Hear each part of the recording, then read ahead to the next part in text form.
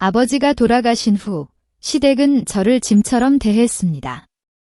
특히 시어머니는 제가 아이를 낳지 못한다며 대놓고 무시했죠. 하지만 그들이 호화롭게 살고 있는 그 집은 사실 돌아가신 제 아버지가 빌려주신 돈으로 지어진 것이었습니다. 저는 그 오래된 차용증을 발견했습니다. 제 아버지를 2번 죽인 그들에게 어떤 대가를 치르게 될지 궁금했습니다. 다음 이야기가 궁금하시다면 구독 한번 눌러주세요. 여러분의 한마디가 새로운 사연을 만들어줍니다. 제 이름은 김지연입니다. 올해 32살입니다. 지금 저는 친정집 제 방에 앉아 있습니다. 결혼 후 하룻밤도 외박해 본 적 없던 곳이죠. 화장대 위에 놓인 휴대폰이 쉴 새 없이 울리고 있었습니다. 부재중 전화는 무려 40통. 모두 남편 박민준과 시댁 식구들에게서 걸려온 것이었습니다. 제 마음속에는 멍한 감각과 함께 차가운 통쾌함이 스며들었습니다. 이제야 그들도 놀랐구나. 저는 휴대폰을 바라봤습니다. 떠나오던 날 어머니 이정숙 씨가 제게 해주었던 말이 떠올랐습니다. 딸아, 그냥 와서 푹 자렴. 나머지는 엄마가 알아서 할게. 어머니의 말은 마치 진정제 같았습니다. 그리고 예언 같기도 했습니다. 박민준과 결혼한 지 3년. 저는 이런 감정을 느껴본 적이 없었습니다. 저와 박민준의 결혼은 뜨거운 사랑으로 시작되었습니다. 그는 기숙사 아래에서 제가 나올 때까지 끈기 있게 기다리던 사람이었습니다. 행복한 삶을 약속했죠. 하지만 박씨 집안 며느리가 되고 나서 모든 것이 서서히 변했습니다. 시어머니 최희진 씨는 저를 늘 무시했습니다. 결혼식 날 제가 직접 고른 부케를 불길하다며 제멋대로 바꾸셨습니다. 결혼 1년 후에는 온 친척들 앞에서 자직 소식이 없냐며 저를 나무라셨죠. 시누이 박은주 씨는 저희 집을 자기 집처럼 생각했습니다. 제 물건을 마음대로 뒤졌고 아끼던 한정판 립스틱을 슬쩍 가져갔습니다. 새로 산 실크 잠옷도 제멋대로 챙겨갔죠. 매번 제가 억울해할 때마다 남편 박민주는 그저 뒤통수를 극적이며 변명했습니다. 엄마가 연세가 많으셔서 깜빡하시는 거야. 혹은 누나는 원래 성격이 그래. 이해해줘. 그는 단 한 번도 저의 편에 서준 적이 없었습니다. 그는 늘 부모님의 착한 아들이었습니다. 그리고 저는 그저 낯선 사람이었죠. 3번째 가족 모임에 제가 또 초대받지 못했을 때 그것은 제 인내심의 한계였습니다. 야근을 마치고 집에 돌아왔을 때 집은 텅 비어 아무도 없었습니다. 냉장고 문에는 시어머니의 삐뚤빼뚤한 글씨로 쓰인 쪽지가 붙어 있었습니다. 가족 식사, 너는 먼저 저녁 먹어라. 쪽지 가장자리는 이미 말려 올라가 있었습니다. 붙여놓은 지 꽤 된 모양이었습니다. 저는 컵라면에 물을 부었습니다. 뜨거운 김이 안경에 서렸고 눈물과 뒤섞여 흘러내렸습니다. 바로 그때였습니다. 휴대폰이 울렸습니다. 대학 친구 민지였습니다. 민지의 목소리에는 차마 누르지 못한 분노가 가득했습니다. 지연아, 방금 경복궁 한정식 집에서 내가 누굴 봤는지 알아? 너희 시댁 식구들.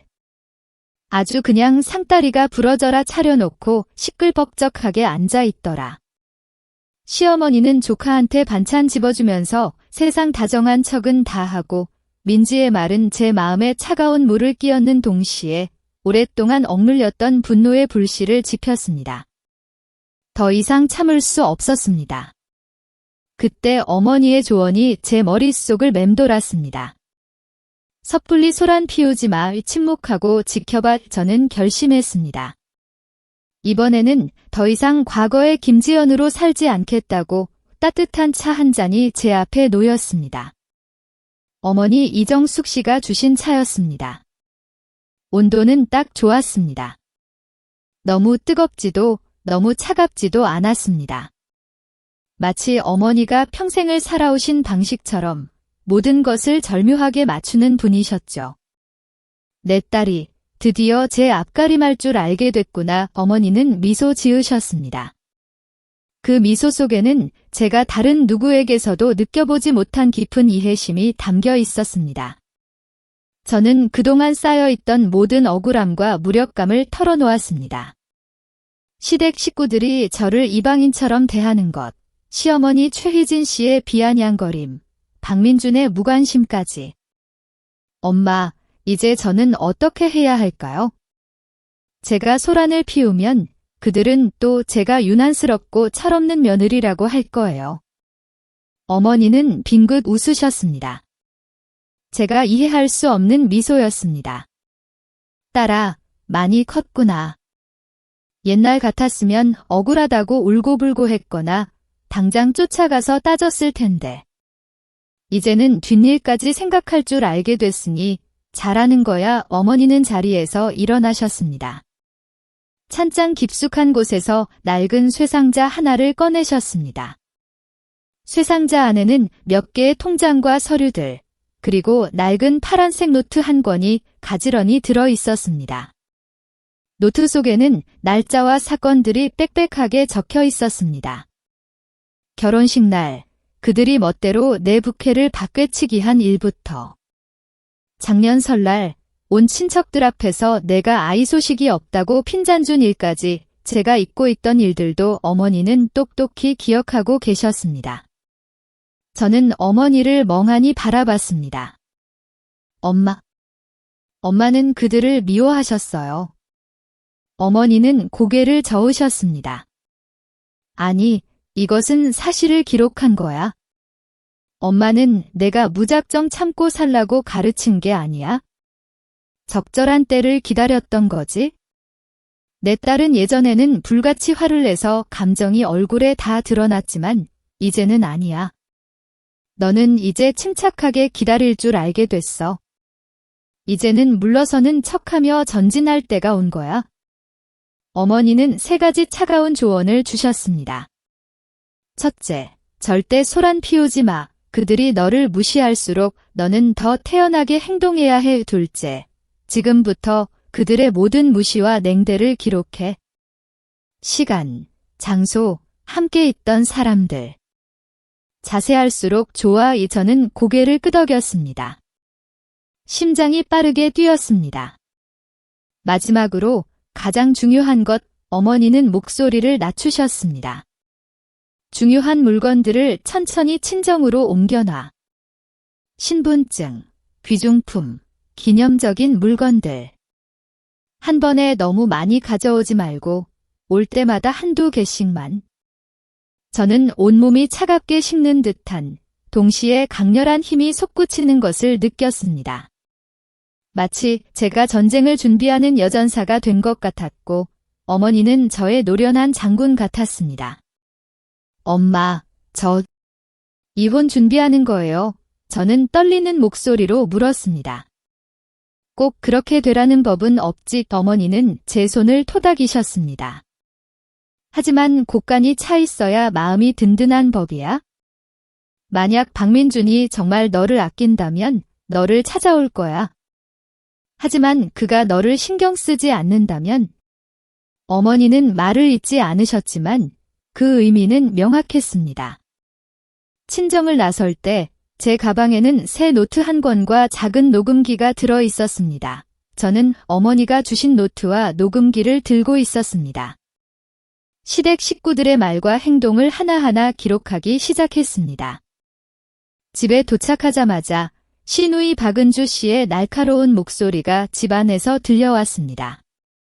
저는 심호흡을 했습니다. 표정을 가다듬었습니다. 문을 열었습니다. 박은주 씨는 저희 집 소파에 앉아 있었습니다.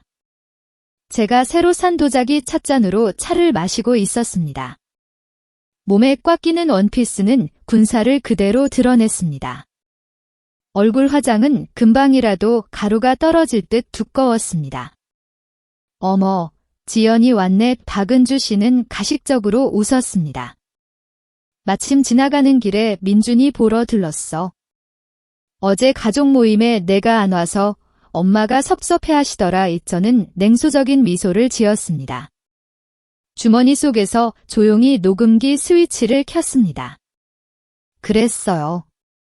저는 아무도 저를 기억 못하는 줄 알았는데 박은주 씨의 웃음이 순간 굳어졌습니다. 하지만 금세 원래대로 돌아왔습니다. 저는 박은주 씨가 좋아하는 명품 쇼핑백 몇 개를 보았습니다. 아, 그런데 은주 언니? 형부 요즘 승진하셨다면서요. 박은주 씨의 얼굴색이 변했습니다. 저는 알고 있었습니다. 그녀의 남편은 작년에 회사에서 잘려 아직 제대로 된 직장을 구하지 못하고 있었습니다. 이것은 어머니가 가르쳐준 방법이었습니다. 상대가 나를 공격할 때 정면으로 맞서지 말고 상대의 아픈 곳을 찔러라. 그럭저럭 박은주 씨는 서둘러 화제를 돌렸습니다.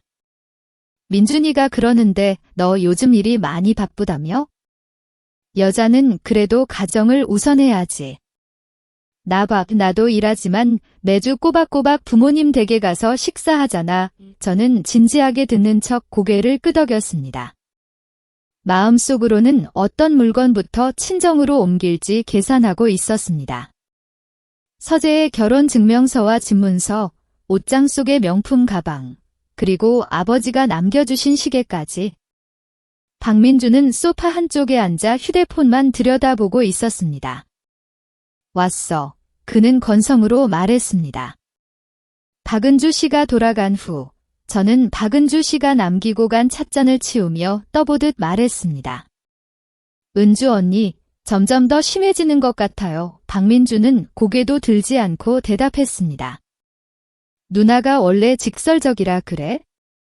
아기는 없어. 저는 손에 든 찻잔을 깨뜨릴 뻔했습니다. 직설적이라고요?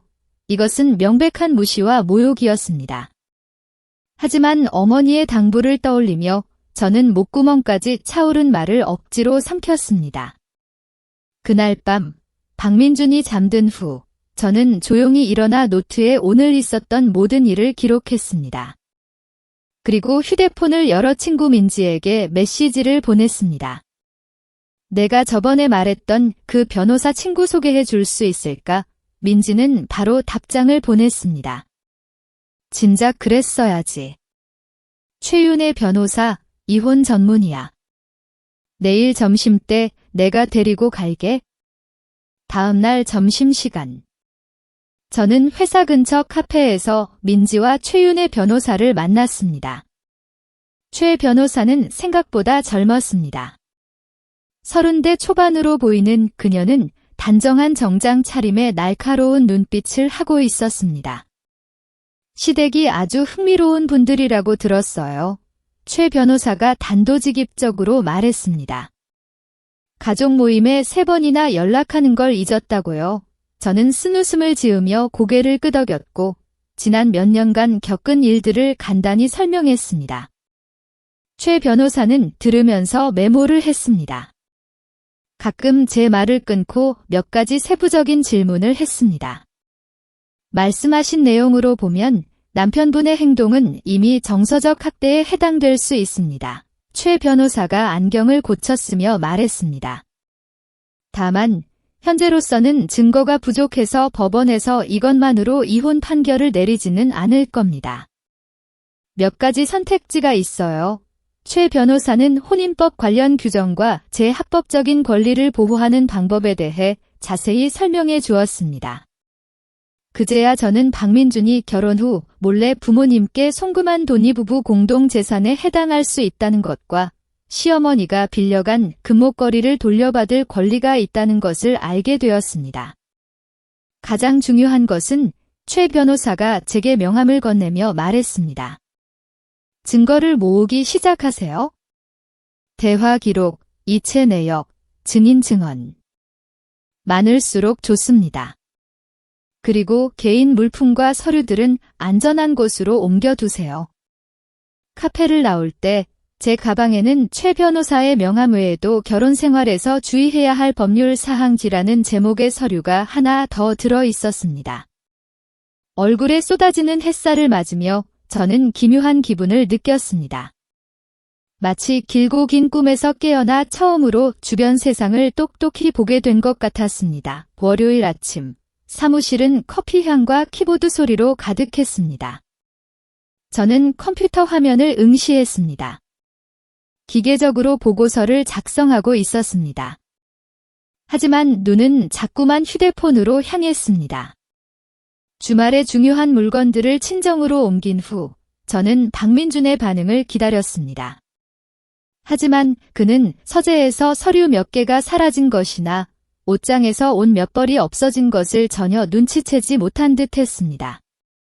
이 사실이 오히려 이 집에서 제가 공기처럼 투명한 존재라는 것을 더욱 확실하게 해주었습니다.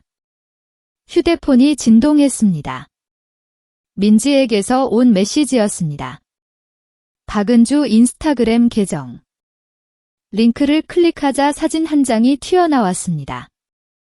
시댁 식구들이 서울 근교의 유명한 리조트, 꽃밭 앞에서 활짝 웃고 있었습니다. 박은주 씨는 사진과 함께 글을 남겼습니다. 주말 가족 나들이, 민준이가 특별히 휴가 내서 부모님 모시고 왔네. 효자 아들. 저는 화면 위에서 손가락을 뗄 수 없었습니다. 사진 속 박민주는 시어머니의 어깨를 감싸 안고 있었습니다. 그 리조트는 서울 근교의 유명한 곳이었습니다. 그런데 어제 그는 제게 이렇게 말했습니다. 이번 주말에 야근해야 해서 저녁 먹으러 못 들어갈 것 같아 가슴을 세게 한 대 맞은 것 같았습니다.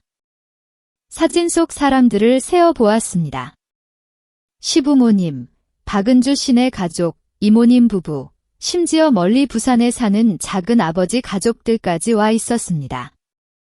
오직 저만 없었습니다. 연락하는 것을 잊은 것이 아니었습니다. 애초에 데려갈 생각이 없었던 것입니다. 지연 씨, 안색이 안 좋은데 어디 아파요? 동료 이대리가 고개를 내밀며 물었습니다. 그제야 제 손이 떨리고 있다는 것, 호흡이 가빠지고 있다는 것을 깨달았습니다. 화면 속 그들의 웃는 얼굴이 너무나 눈에 거슬렸습니다. 박민주는 제가 사준 파란색 셔츠를 입고 있었습니다. 제 첫 보너스로 사준 선물이었습니다. 아, 좀 어지러워서요.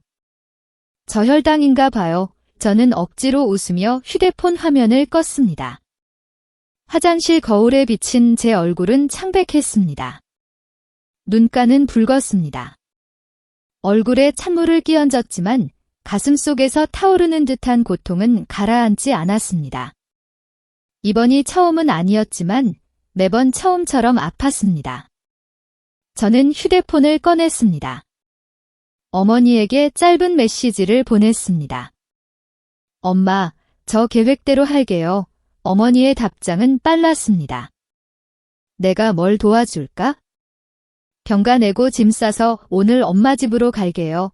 타자를 치는 제 손가락은 이상하리만치 단호했습니다.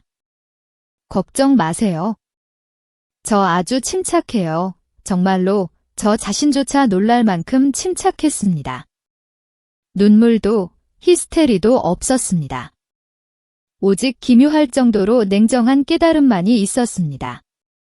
마치 고열을 앓고 난 뒤의 맑은 정신처럼 고통은 여전했지만 생각은 할 수 있었습니다.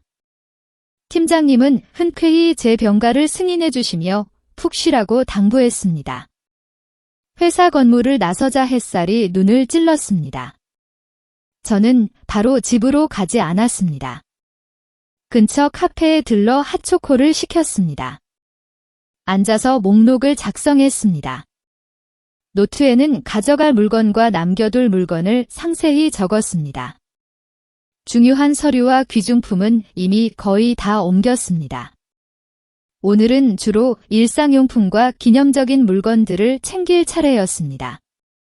저는 일부러 집에 충분한 생활용품을 남겨두었습니다. 모든 것이 평소와 같아 보이도록 말입니다. 핫초코를 다 마셨을 때 계획도 완성되었습니다. 저는 택시를 잡아탔습니다. 집 주소를 불렀습니다. 열쇠가 자물쇠에 들어가는 소리가 오늘따라 유난히 선명하게 들렸습니다. 문을 열자 익숙한 집 냄새가 훅 끼쳐왔습니다. 박민준의 스킨향, 제가 지난주에 꽂아둔 백합향, 그리고 부엌에서 풍겨오는 희미한 커피향까지. 제가 3년간 공들여 가꾼 이 작은 집은 곳곳에 제 손길이 닿아 있었습니다. 그리고 이제 저는 잠시 이곳을 떠나야 했습니다. 심호흡을 했습니다. 저는 계획대로 움직이기 시작했습니다. 옷장에서는 계절에 맞는 외투와 격식 있는 자리에 입을 옷들을 포함해 3분의 1가량을 꺼냈습니다. 서재에서는 제 전문 서적과 업무 파일을 챙겼습니다. 욕실에서는 자주 쓰는 스킨케어와 화장품을 가져갔지만 기본적인 세면도구는 남겨두었습니다. 물건을 하나씩 챙길 때마다 목록에 체크 표시를 했습니다. 모든 과정은 마치 어떤 군사작전을 수행하는 것처럼 정확하고 냉정했으며 흔적을 남기지 않았습니다. 짐을 싸는 도중에 휴대폰이 울렸습니다. 박민준이었습니다. 여보세요. 저는 최대한 평소처럼 목소리를 내려고 노력했습니다. 자기야, 나 오늘 야근 때문에 엄청 늦을 것 같아. 기다리지 마. 그의 배경은 너무나 조용했습니다. 도저히 사무실 같지 않았습니다. 알았어. 몸 챙겨. 저는 짧게 대답하고 더 이상 묻지 않았습니다. 전화를 끊었습니다. 저는 귀신에 홀린 듯 공유 위치 앱을 켰습니다. 작년에 그가 출장 갔을 때 제가 억지로 켜게 한 후로 한 번도 끈 적이 없었습니다. 지도 위에서 박민준을 나타내는 파란 점은 회사가 아니었습니다. 서울 쪽의 한 고급 아파트 단지? 확대해보니 시댁이었습니다. 저는 그 파란 점을 보며 갑자기 웃음이 터져 나왔습니다. 얼마나 아이러니한가. 현대기술은 거짓말을 이토록 허술하게 만들었습니다. 그는 그럴듯한 핑계조차 생각하기 귀찮았던 것입니다. 마지막으로 챙길 물건은 우리의 결혼 사진이었습니다. 벽에서 액자를 떼어낼 때 뒷면에 쌓인 먼지가 눈에 들어왔습니다. 그래요. 누가 액자 뒷면을 보겠어요? 겉모습만 번지르르 하면 그만이지. 그 뒤에 숨겨진 진실은 아무도 신경 쓰지 않죠. 사진을 꺼냈습니다. 잠시 망설이다가 결국 가방에 넣었습니다. 기념하려는 것이 아니었습니다. 사랑이 모든 것을 이길 수 있다고 믿었던 그 시절에 제가 얼마나 순진했는지를 스스로에게 상기시키기 위해서였습니다. 정리를 마쳤습니다. 저는 박민준에게 쪽지를 남겼습니다. 친정에 며칠 다녀올게. 걱정 마. 간단한 7글자. 이유도, 감정도 담지 않았습니다. 마치 충동적으로 떠난 것처럼 보이도록 치밀하게 계획한 것이었습니다. 집을 나서기 전 마지막으로 한 가지 일을 했습니다. 휴대폰 충전기를 침대 머리에 그대로 두었습니다. 배터리는 30% 정도 남아 있었습니다.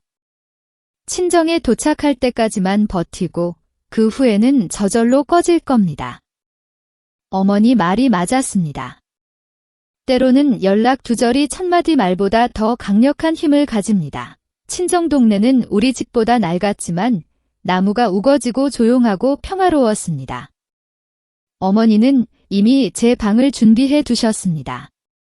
침대 시트는 새로 갈아져 있었고 책상 위에는 제가 가장 좋아하는 꽃이 놓여 있었습니다. 다 챙겼니? 어머니가 제 짐 가방을 받아드셨습니다. 저는 고개를 끄덕였습니다. 갑자기 피로가 몰려왔습니다.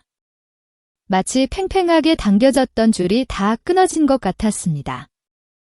어머니는 더 묻지 않으셨습니다. 따뜻한 우유 한 잔을 건네며 말씀하셨습니다. 좀 자렴. 할 얘기 있으면 일어나서 하고 저는 잠이 필요했습니다. 지난 며칠간 감정의 기복이 너무 심해서 에너지를 모두 소진한 상태였습니다. 어릴 때부터 자던 침대에 눕자 익숙한 감촉과 냄새에 금세 깊은 잠에 빠져들었습니다. 꿈에서 저는 결혼식 날로 돌아갔습니다. 박민준이 턱시도를 입고 제게 걸어오다가 마지막 순간에 뒤돌아 그의 어머니에게로 갔습니다. 하객들은 모두 웃음을 터뜨렸고 저만 홀로 레드 카펫 후 끝에 서 있었습니다. 손에 든 부케는 어느새 노트 한 권으로 변해 있었습니다. 깨어보니 날이 이미 어두워져 있었습니다. 휴대폰을 더듬어 찾아보니 배터리는 10%밖에 남지 않았습니다. 화면에는 부재중 전화 3통이 찍혀 있었습니다. 모두 박민준에게서 온 것이었습니다. 그리고 카톡 메시지 한 통, 왜 갑자기 친정에 갔어? 저는 코웃음을 쳤습니다. 답장하지 않았습니다. 몇 분 후 휴대폰이 다시 빛났습니다. 신우이 박은주 씨였습니다. 저는 받지 않고 저절로 끊어질 때까지 기다렸습니다. 이어서 시어머니의 전화가 왔지만 그것 역시 무시했습니다. 마침내 휴대폰이 꺼지고 세상이 조용해졌습니다. 저는 길게 숨을 내쉬었습니다. 창가로 다가갔습니다. 밤하늘은 맑고 도시보다 별이 잘 보였습니다. 어릴 적 아버지는 하늘의 별이 돌아가신 분들이 우리를 지켜보는 것이라고 말씀하시곤 했습니다. 지금 아버지가 딸의 이런 모습을 본다면 무슨 생각을 하실까요? 부엌에서 요리하는 소리가 들리고 향긋한 냄새가 방으로 흘러 들어왔습니다. 냄새를 따라 부엌으로 갔습니다. 어머니가 제가 가장 좋아하는 마늘 브로콜리 볶음을 하고 있었습니다. 깻잎 볶음 다 되어간다. 어머니가 뒤도 돌아보지 않고 말씀하셨습니다. 갈비탕도 끓였어. 너 요즘 너무 말랐다. 어머니의 분주한 뒷모습을 보자 코끝이 찡해졌습니다. 언제 돌아와도 저를 기다리는 따뜻한 밥 한 끼가 있었습니다. 그런데 제가 집이라고 불리는 곳에서는 혼자 컵라면을 먹는 날이 더 많았습니다. 저녁 식사는 소박했습니다. 고기 반찬 하나, 나물 2가지, 그리고 국 하나. 하지만 그 어떤 산의 진미보다 따뜻했습니다. 어머니는 제 계획에 대해 서둘러 묻지 않으셨습니다. 이웃집 소소한 이야기들만 늘어놓으셨죠. 설거지를 다 마치고 나서야 어머니는 국화차 2잔을 들고 거실에 앉으셨습니다. 앞으로 어떻게 할 셈이니 어머니가 찻잔에 김을 불며 물으셨습니다. 저는 따뜻한 찻잔을 감싸 쥐었습니다. 손바닥으로 전해오는 온기를 느끼며 말했습니다.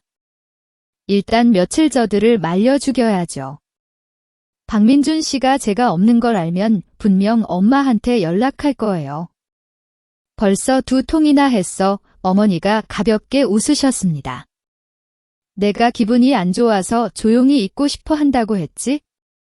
그 사람 반응이 어때요? 첫 번째 전화는 태연한 척하더니 2번째는 확실히 초조해하더구나. 어머니의 눈에 장난기가 스쳤습니다.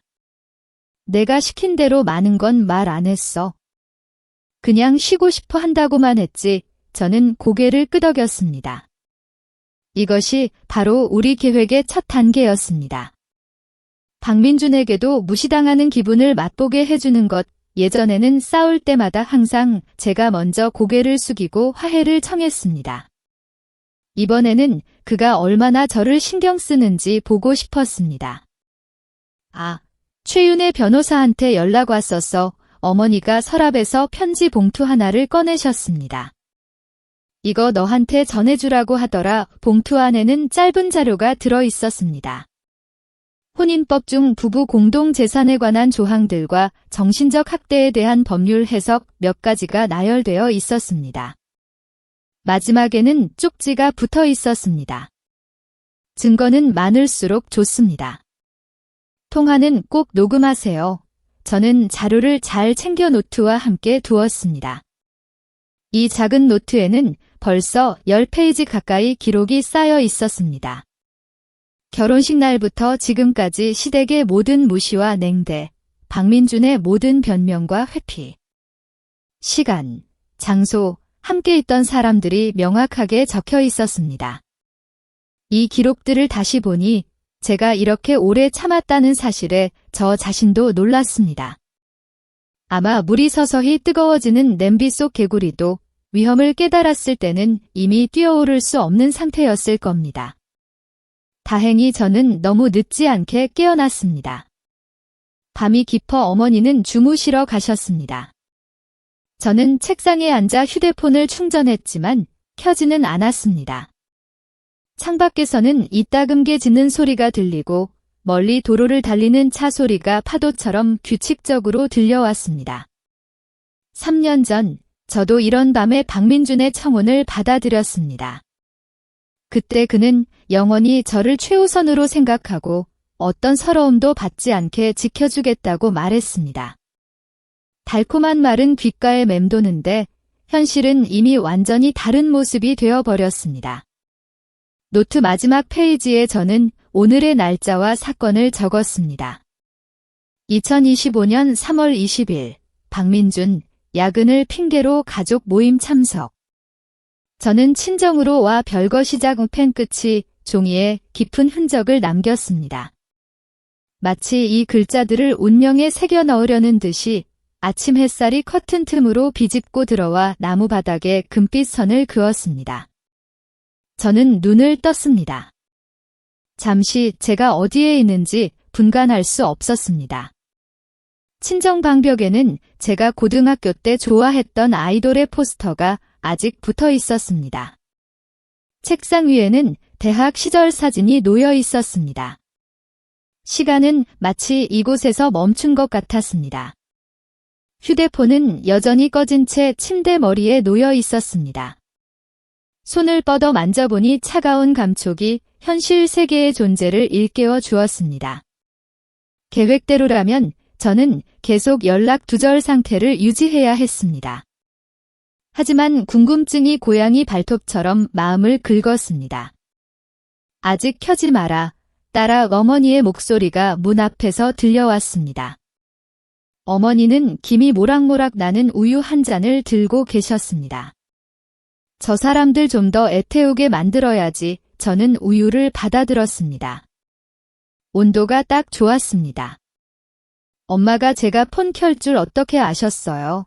어머니는 침대에 앉아 눈가에 웃음주름을 만들었습니다. 내가 내 딸인데 내가 엉덩이만 들썩여도 무슨 꿍꿍이인지 다 알지에 저는 풋하고 웃음을 터뜨려 우유를 쏟을 뻔했습니다.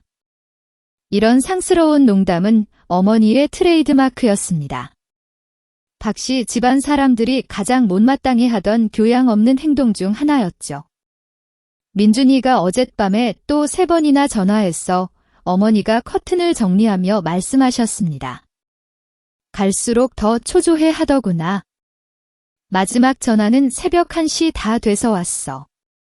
뭐라고 하던가요? 처음에는 내가 괜찮은지 묻더니 나중에는 내가 여기 있냐고 바로 묻더라. 어머니가 박민준의 다급한 목소리를 흉내내셨습니다. 장모님, 지연이 정말 거기 없는 거예요? 전화가 안 돼요. 저는 박민준이 안절부절 못하는 모습을 상상할 수 있었습니다. 결혼 3년 동안 저는 2시간 이상 연락이 끊긴 적이 없었습니다. 싸울 때마다 항상 제가 먼저 문자를 보내 화해를 청했으니까요. 이번 갑작스러운 잠수는 그에게 아마 전례 없는 경험일 겁니다. 엄마는 뭐라고 하셨어요? 내가 잠깐 들렀다가 물건만 좀 챙겨서 친구 집에 며칠 묵으러 갔다고 했지. 어머니가 윙크하셨습니다. 누구 집인지는 나한테도 말 안 했다고 하고 알아서 추측하게도 저는 어머니에게 엄지를 치켜 세웠습니다. 정말 절묘한 대답이었습니다. 제 안전은 확인시켜주면서도 구체적인 행방은 알려주지 않아 박민준의 속을 며칠은 더 태울 수 있을 테니까요. 저는 일어나 세수를 하고 어머니와 함께 아침을 준비했습니다. 친정 부엌은 좁았지만 따뜻했습니다. 창가에는 작은 화분 몇 개가 놓여 있었고 햇살이 잎사귀를 통과해 바닥에 얼룩덜룩한 그림자를 만들었습니다. 어머니는 옛날 노래를 흥얼거리며 달걀을 부치셨고 저는 토마토를 썰었습니다. 지난 20여 년간 그랬던 것처럼 완벽한 호흡이었습니다. 이런 풍경은 시댁에서는 단 한 번도 없었습니다. 시어머니 최희진 씨에게 부엌은 그녀의 영토였습니다. 시누이 박은주 씨를 제외한 다른 여자는 감히 손댈 수 없었죠. 제가 도와드리겠다고 나섰다가 너희 젊은 애들은 옛날 방식을 몰라. 내가 할게 이라며 정중히 거절당한 적도 있습니다. 지금 생각해보니 그건 저를 배척하기 위한 핑계에 불과했습니다. 아침 식사 후 어머니가 서류철 하나를 꺼내셨습니다. 최 변호사가 어젯밤에 가져다 줬어. 너한테 도움이 될 거라고.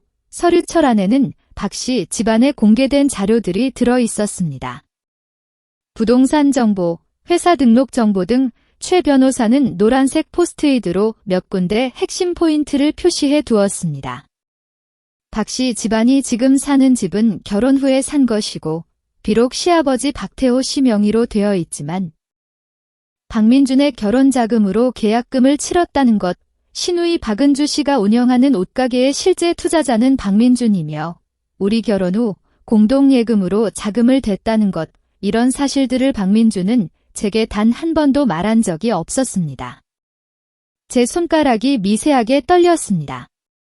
종이 가장자리가 구겨졌습니다. 당연히 말 안 했겠지. 어머니가 냉소했습니다. 말했으면 내가 돈을 내줬겠니? 가슴이 답답해졌습니다. 작년에 한동안 박민준이 회사 사정이 안 좋아 월급이 반으로 줄었다고 해서 우리 생활비를 줄였던 기억이 났습니다. 지금 보니 그 돈은 아마 시누이 가게에 투자되었을 가능성이 컸습니다. 그 돈 돌려받을 수 있을까요? 엄마, 제가 고개를 들어 어머니에게 물었습니다. 변호사 말로는 가능하대. 하지만 증거가 필요하다고 하더라. 어머니가 제 손을 토닥였습니다. 서두르지 마, 차근차근. 그때였습니다.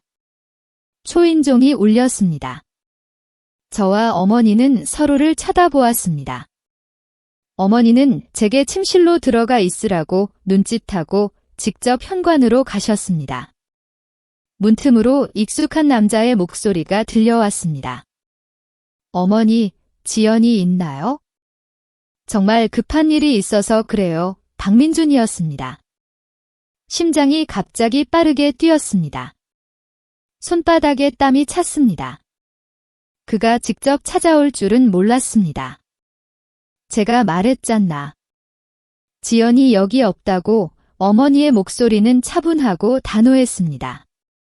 친한 친구 집에 며칠 있기로 했어. 누구 집인지는 나한테도 말 안 했고. 그럼 왜 전화기는 꺼놓고 카톡도 안 봐요? 박민준의 목소리에는 제가 한 번도 들어보지 못한 초조함이 묻어났습니다. 어머니, 혹시 저희 싸운 것 때문에 그래요? 지연이가 뭐라고 하던가요? 자네들 젊은 사람들 일은 내가 잘 모르지. 어머니는 빈틈없이 대처했습니다. 지연이는 그냥 혼자 조용히 있고 싶다고만 했어. 며칠 있으면 돌아올 걸세. 잠시 침묵이 흘렀습니다. 저는 숨을 죽이고 귀를 문틈에 바싹 갖다 댔습니다. 어머니의 박민준의 목소리가 갑자기 낮아졌습니다. 지연이가 옷장 옷을 반이나 가져갔어요. 화장대 화장품도 많이 없어졌고요. 혹시 저랑 이혼하려는 걸까요? 마지막 몇 글자는 거의 쥐어짜듯 나왔고 뚜렷한 떨림이 느껴졌습니다. 저는 박민준이 이런 목소리를 내는 것을 들어본 적이 없었습니다. 두려움, 불확실함, 심지어 약간의 애처로움까지. 제 기억 속 그는 언제나 자신만만했습니다. 부모님 말씀에 순종하는 마마보이였죠. 민준군 어머니가 한숨을 쉬었습니다. 부부싸움은 흔한 일이지. 하지만 지연이가 이번에는 정말 상처를 많이 받은 것 같더군. 자네가 최근에 지연이를 서운하게 한 일이 뭔지 잘 생각해보게. 또다시 침묵이 흘렀습니다. 마음속으로 20초를 세는 동안 박민주는 대답하지 않았습니다. 그는 정말로 생각해내지 못하는 것이었습니다. 우리 사이의 갈등이 그의 눈에는 그토록 하찮았던 걸까요? 잘 모르겠어요. 박민준이 마침내 입을 열었습니다. 목소리는 막막했습니다. 아마 최근에 너무 바빠서 같이 있어 줄 시간이 없어서 그런가 봐요. 저는 아랫입술을 깨물었습니다. 피맛이 느껴질 때까지. 그는 제가 무엇 때문에 화가 났는지조차 몰랐습니다. 이것은 고의적인 상처보다 더 가슴 아픈 일이었습니다. 저는 그의 삶에서 아무런 존재감도 없었고 제가 화난 이유조차 그의 기억 한 구석을 차지할 자격이 없었던 겁니다. 일단 돌아가게. 어머니의 목소리가 몇 분 전보다 차가워졌습니다. 지연이가 마음 정리되면 알아서 연락할 걸세. 일주일간의 침묵 후 제 휴대폰이 울렸습니다. 박민준이었습니다. 그는 제게 메시지를 보냈습니다. 지연아, 뭔가 찾았어. 내일 만날 수 있을까? 저는 메시지를 보며 심장이 한 박자 빠르게 뛰는 것을 느꼈습니다. 응, 내일 만나자. 저는 답장했습니다. 내일, 아마 모든 진실이 드러날 것이라는 예감이 들었습니다. 박민주는 저의 집과 회사에서 모두 멀리 떨어진 카페에서 만나자고 했습니다. 제가 도착했을 때 그는 가장 구석진 자리에 앉아 저를 기다리고 있었습니다. 앞에는 커피 2잔이 놓여 있었습니다. 한 잔은 제가 늘 마시던 바닐라 라테, 설탕은 적게. 제 마음이 살짝 흔들렸습니다. 그가 언제부터 저의 취향을 기억했던 걸까요? 지연아, 그가 자리에서 일어섰습니다. 목소리가 약간 쉬어 있었습니다. 지난번보다 훨씬 더 초췌해 보였습니다. 눈은 핏발이 서 있었고 입가에는 물집이 잡혀 있었습니다.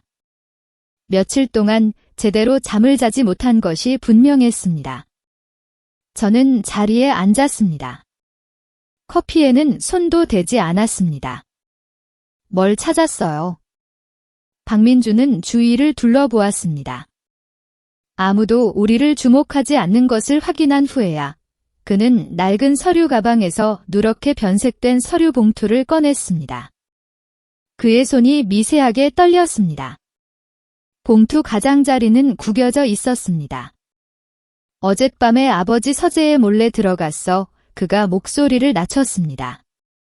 아버지 금고에서 이걸 찾았어. 봉투에는 잭스엑스 법률 사무소라는 글자가 인쇄되어 있었습니다. 이미 누렇게 변해 있었습니다. 저는 묶인 끈을 풀었습니다.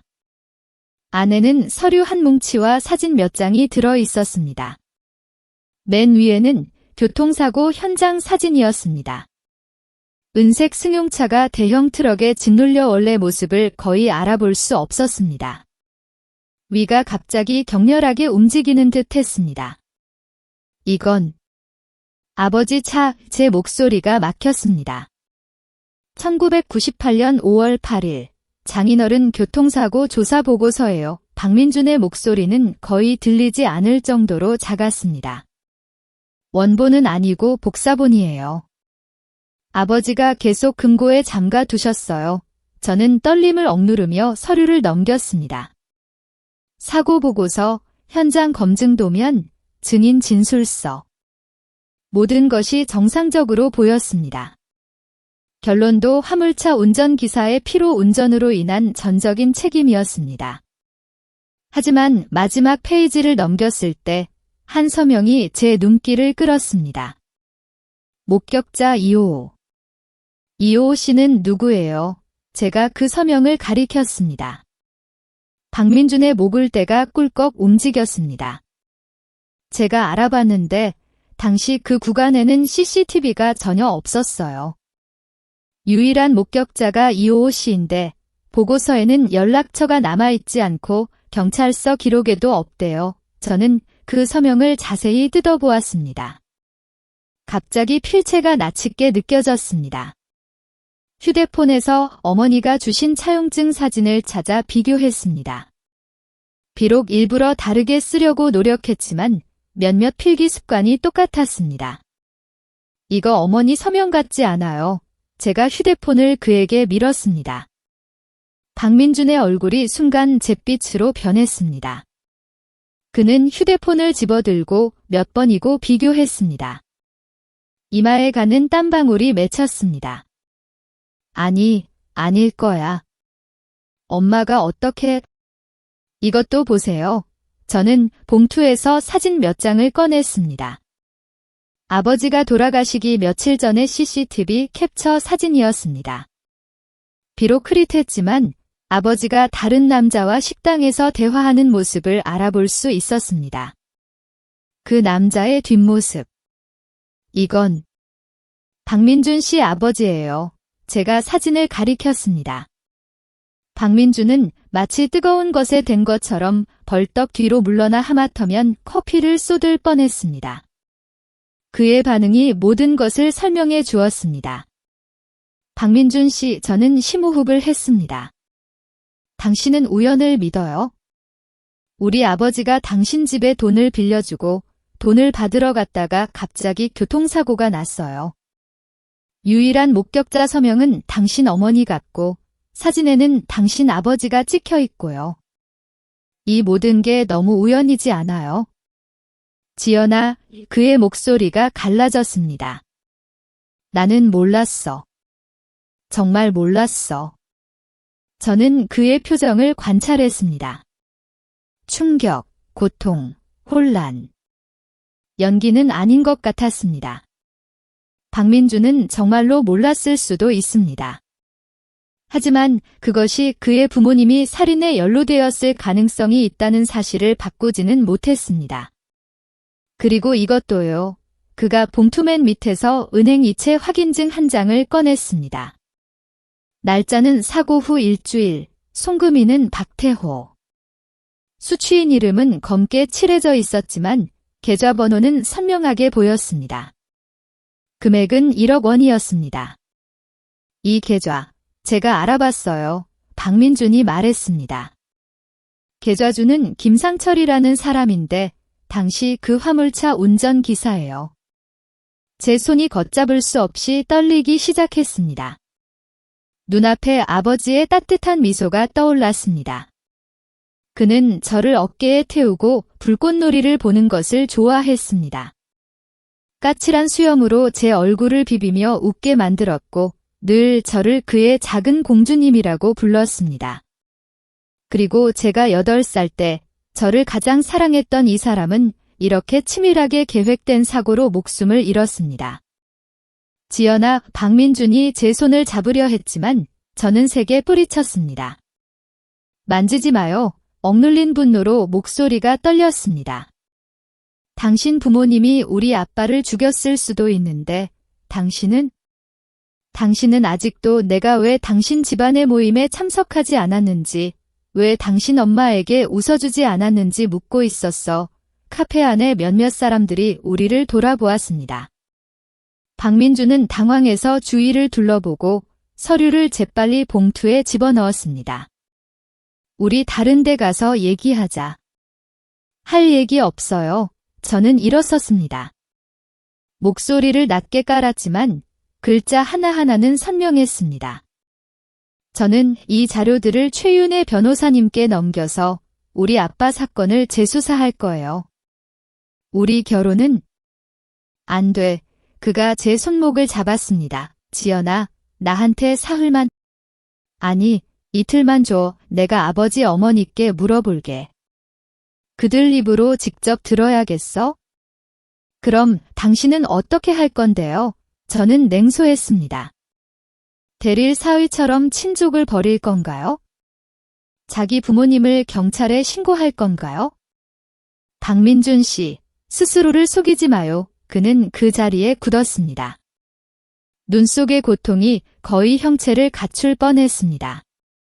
저는 이것이 그에게 잔인하다는 것을 알았습니다. 하지만 아버지가 당한 일에 비하면 이것은 아무것도 아니었습니다. 이틀, 저는 마침내 말했습니다. 이틀 후에 진실을 알아야겠어요. 그 후의 일은 그때 가서 얘기해요. 카페를 나왔습니다. 저는 바로 집으로 가지 않고 최윤혜 변호사의 사무실로 갔습니다. 그녀는 모든 자료를 꼼꼼히 검토했습니다. 눈빛이 점점 빛났습니다. 이것만으로는 유죄를 입증하기 어렵지만 재수사를 신청하기에는 충분합니다. 그녀는 빠르게 메모를 했습니다.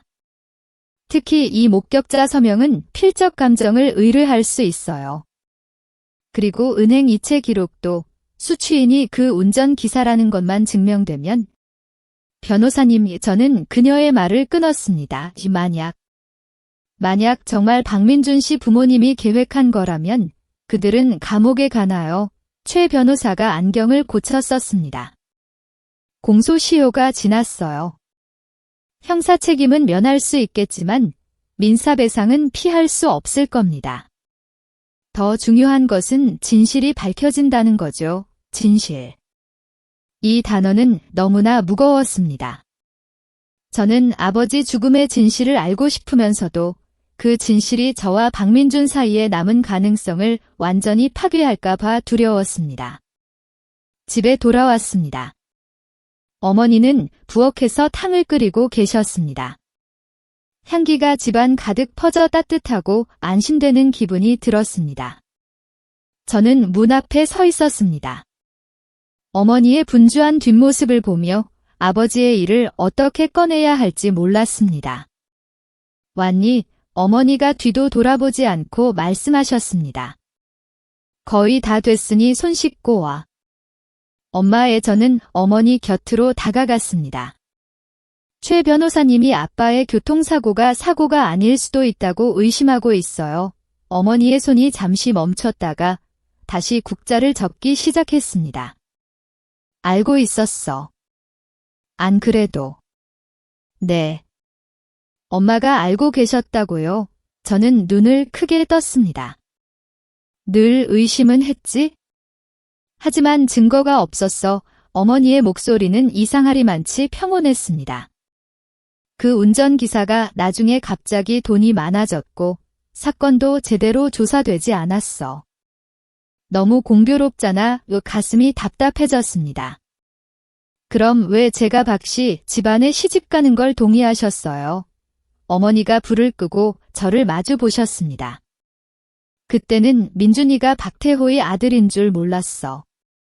내가 집에 데려왔을 때 그는 자기 부모님이 작은 사업을 한다고만 했지?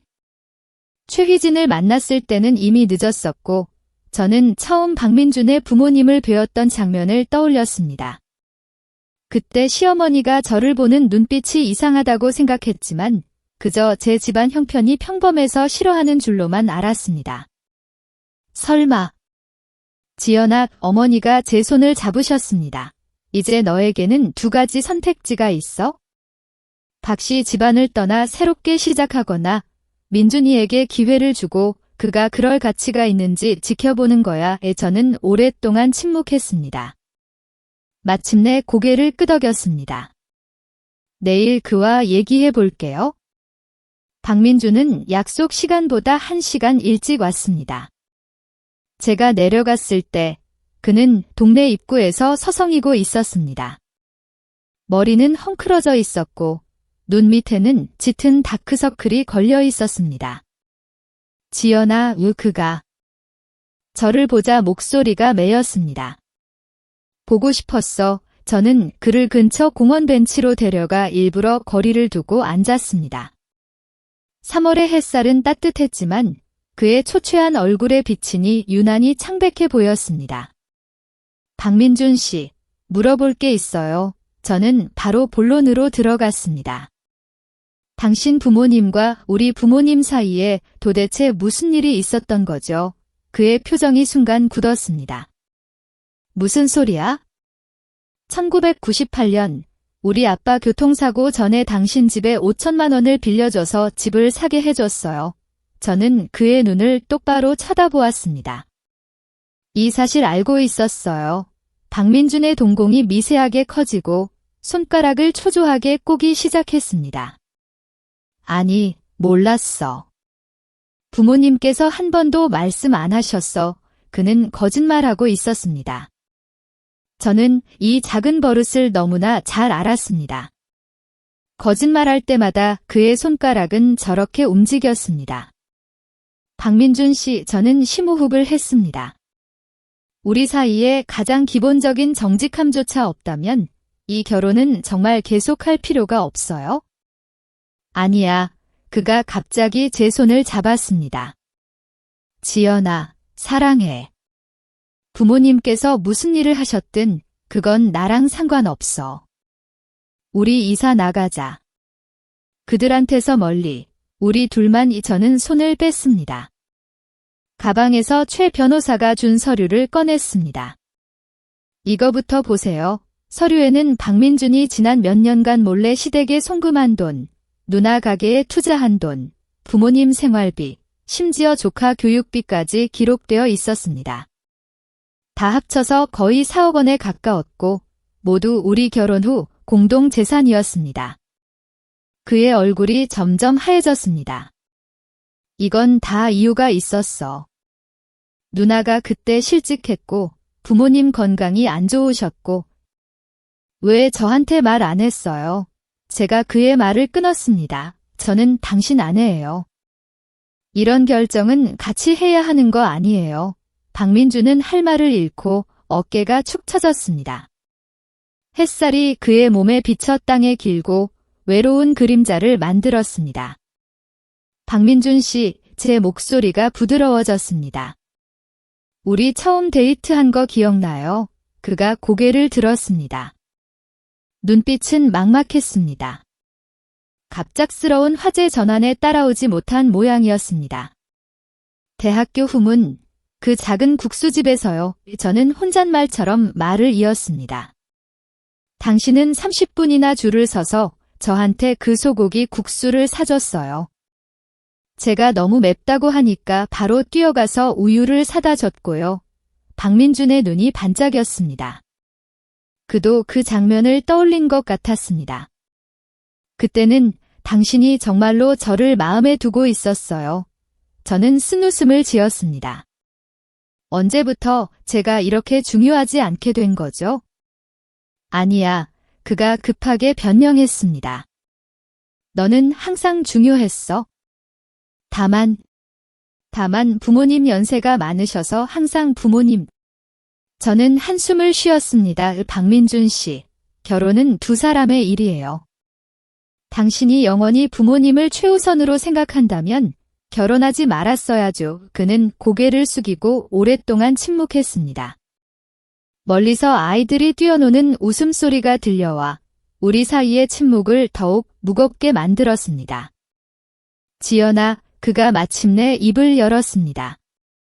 목소리가 쉬어 있었습니다. 만약 내가 이사 나가자고 하면 우리 둘만 다시 한번 기회를 주겠어. 저는 그가 이런 제안을 할 줄은 몰랐습니다. 왜요? 당신은 부모님 말씀을 그렇게 잘 듣잖아요. 너를 잃을 수 없으니까. 그가 고개를 들었습니다. 눈에 눈물이 어렸습니다. 내가 없는 며칠 동안 집이 텅 비어서 무서웠어. 그때 깨달았어. 내가 없으면 그 집은 그냥 텅 빈 껍데기일 뿐이라는 걸. 제 마음이 살짝 흔들렸습니다. 이것은 박민준이 저에 대한 필요를 이렇게 직설적으로 표현한 첫 번째였습니다. 하지만 수년간의 실망은 제가 쉽게 믿지 못하게 했습니다. 박민준 씨, 생각할 시간이 필요해요. 제가 마침내 말했습니다. 당신이 정말 이 결혼을 되돌리고 싶다면 증명해주세요. 어떻게 증명하면 돼? 그가 급하게 물었습니다. 첫째, 빼돌린 돈을 돌려주세요. 최소한 절반은? 둘째, 우리 1년간 완전히 독립해서 살아요. 당신 집안의 어떤 모임이나 행사에도 참여하지 않고요. 마지막으로, 제가 잠시 뜸을 들였습니다. 우리 아빠 교통사고의 진상을 밝히는 걸 도와주세요. 박민준의 얼굴이 순간 잿빛으로 변했습니다. 너 부모님을 의심하는 거야? 확신은 없어요. 저는 그의 눈을 똑바로 쳐다보았습니다. 그래서 조사가 필요한 거예요. 당신 할 수 있겠어요. 그는 꼬박 1분 동안 침묵하다가 마침내 힘겹게 고개를 끄덕였습니다. 노력해볼게. 이 대답은 만족스럽지 않았지만 적어도 시작이었습니다. 우리는 일주일 후에 다시 얘기하기로 약속하고 그가 무엇을 알아낼 수 있는지 보기로 했습니다. 헤어질 때 박민준이 갑자기 제 손을 잡았습니다. 지연아, 만약 내가 해내면 돌아와 줄 거야. 저는 대답하지 않고 조용히 손을 뺐습니다. 어떤 약속은 말이 아니라 행동으로 증명해야 하니까요. 집에 돌아와 어머니에게 제 이야기를 들려드리자 어머니는 생각에 잠기셨습니다. 그 애가 내 아버지 일을 조사하겠다고 약속했다니? 그건 의외네. 그냥 둘러대는 걸 수도 있어요. 저는 쓴웃음을 지었습니다. 박민준 씨는 임기응변에 능하니까요. 아닐 수도 있지. 어머니가 고개를 저으셨습니다. 이번에는 진심인 것 같구나. 어머니가 잠시 뜸을 들이시다가 말했습니다. 하지만 우리는 양쪽 다 대비해야 해. 다음 날 최윤의 변호사에게서 긴급 전화가 왔습니다. 박 씨 집안이 반격하기 시작했어요. 사람들 시켜서 김지연 씨 뒷조사를 하고 회사 인사팀에 김지연 씨 근무 태도가 불량하다고 민원을 넣었어요. 저는 휴대폰을 꽉 쥐었습니다. 가슴이 답답해졌습니다. 역시 박 씨 집안은 쉽게 물러서지 않을 것이었습니다. 걱정 마세요. 최 변호사가 냉소했습니다.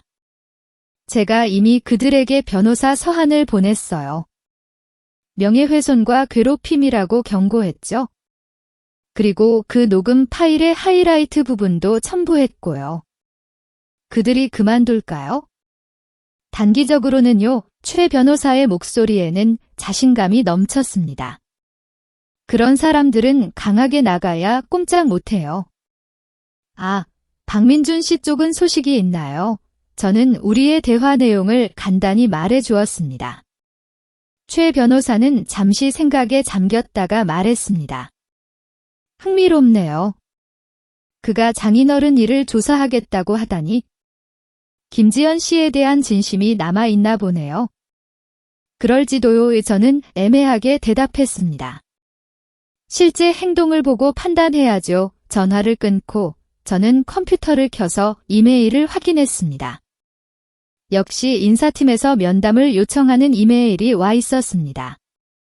저는 최 변호사의 서한을 바로 전달하고 짧은 설명을 덧붙였습니다.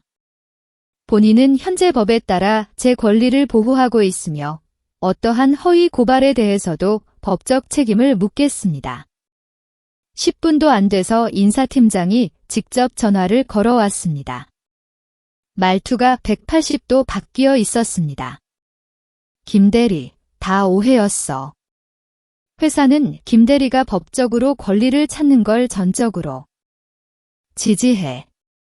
필요한 거 있으면 언제든 말하고 이것이 바로 권력의 게임이었습니다. 제가 약하면 그들은 강하고 제가 강하면 그들은 약해졌습니다. 어머니 말이 맞았습니다. 어떤 사람들이 기세등등한 것은 착한 사람들이 너무 많이 참아주기 때문이었습니다. 저녁에 박은주 씨에게서 전화가 왔습니다. 이번에는 그녀의 목소리가 더 이상 가식적으로 달콤하지 않았습니다. 뚜렷한 불안감이 섞여 있었습니다. 지연아, 너 민준이한테 도대체 무슨 말을 한 거야? 얘 집에 와서 부모님이랑 대판 싸우고 지금 방에 틀어박혀서 안 나와. 저는 그냥 얘기를 좀 나눴을 뿐이에요. 제가 평온하게 말했습니다. 왜요? 박민준 씨가 드디어 불만을 표현할 줄 알게 됐나요? 박은주 씨가 격분했습니다. 내가 실력 있는 변호사 하나 구했다고 뭐라도 된 줄 알아? 내가 말하는데 우리 집안 사법계에 인맥 많아. 그래요. 제가 냉소했습니다. 그럼 마침 잘 됐네요. 20여 년 전 우리 아빠 교통사고 다시 조사해 볼 수 있겠네요. 은주 언니, 뭔가 알고 계시죠? 그때 은주 언니는 이미 15살이었으니까요. 전화기 넘어가 갑자기 죽은 듯이 조용해졌습니다.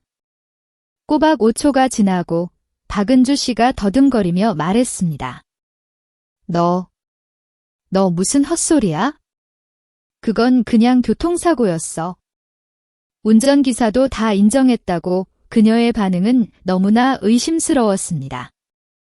저는 승기를 잡고 몰아붙였습니다. 그래요. 그럼 왜 운전기사 딸이 갑자기 유학 갈 돈이 생겼죠? 왜 사건이 그렇게 흐지부지 종결됐죠? 박은주 씨, 당신들 박 씨 집안 도대체 뭘 숨기고 있는 거예요? 너희 모녀는 다 미쳤어. 박은주 씨는 소리치며 전화를 끊었습니다.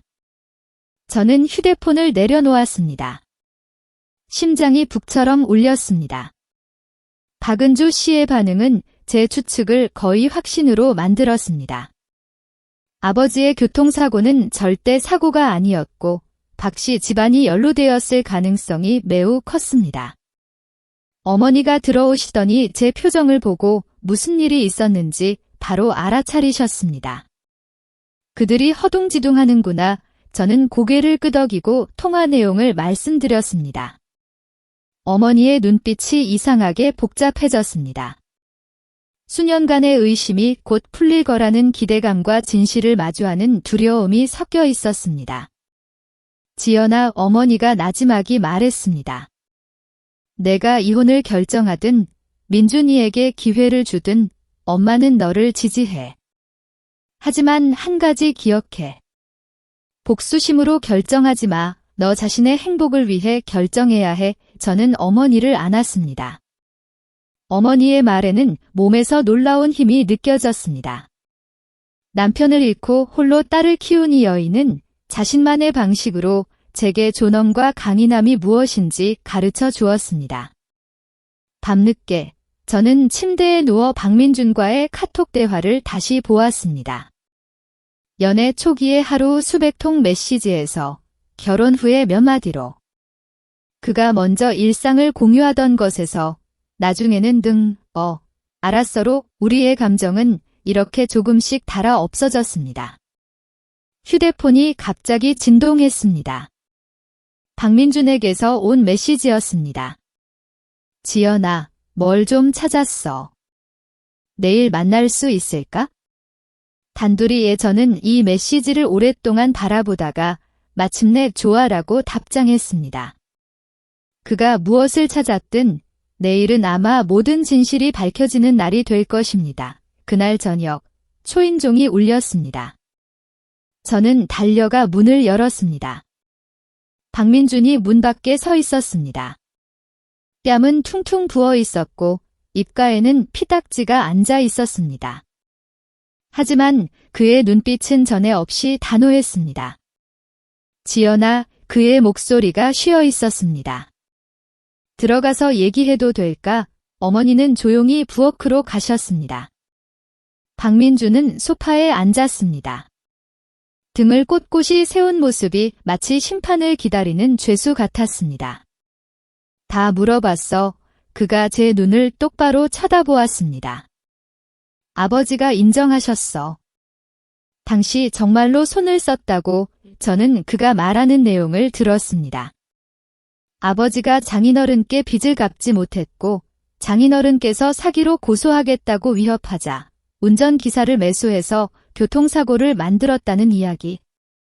비록 추측은 했지만 직접 확인을 듣자 저는 순간 어지러움을 느꼈습니다. 박민준이 황급히 저를 부축했습니다. 그의 손은 차갑고 축축했습니다.